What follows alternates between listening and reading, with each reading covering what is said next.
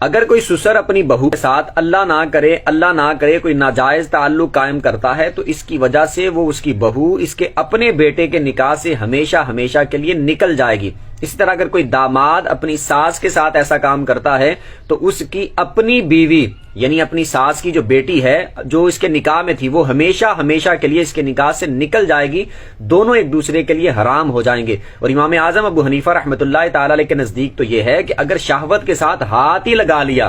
ناجائز تعلق قائم نہیں کیا، زنا بدکاری نہیں کی، ہاتھ ہی شہوت کے ساتھ لگا لیا تو ایسی صورت میں بھی ان دونوں کا نکاح آپس میں ہمیشہ کے لیے ختم ہو جائے گا۔ یعنی اگر سسر نے بہو کو شہوت کے ساتھ ہاتھ لگا لیا، شہوت تھی ایسی حالت میں ہاتھ لگا لیا، تو ایسی صورت میں وہ اس کے بیٹے کے نکاح سے ہمیشہ کے لیے نکل جائے گی۔ اسی طرح باپ نے اپنی سگی بیٹی کو شہوت کے ساتھ اگر ہاتھ لگا لیا تو اس کی اپنی بیوی جو ہوگی یعنی اس کی بیٹی کی ماں وہ اس کے نکاح سے ہمیشہ کے لیے نکل جائے گی۔ بیٹے نے اپنی ماں کو اگر شہوت کے ساتھ ہاتھ لگا لیا تو وہ اس کی ماں اس کے اپنے باپ کے لیے ہمیشہ کے لیے حرام ہو جائے گی۔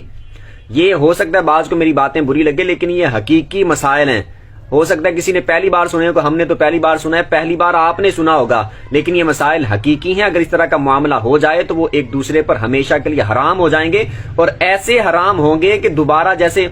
3 طلاقیں دینے کے بعد دوسرے سے نکاح کر کے عورت واپس آ سکتی ہے، یہاں پر ایسے بھی نہیں ہو سکتا، پوری زندگی کے لیے ہمیشہ حرام ہو جائیں گی، دوبارہ ایک دوسرے سے نکاح ہی نہیں کر سکتے۔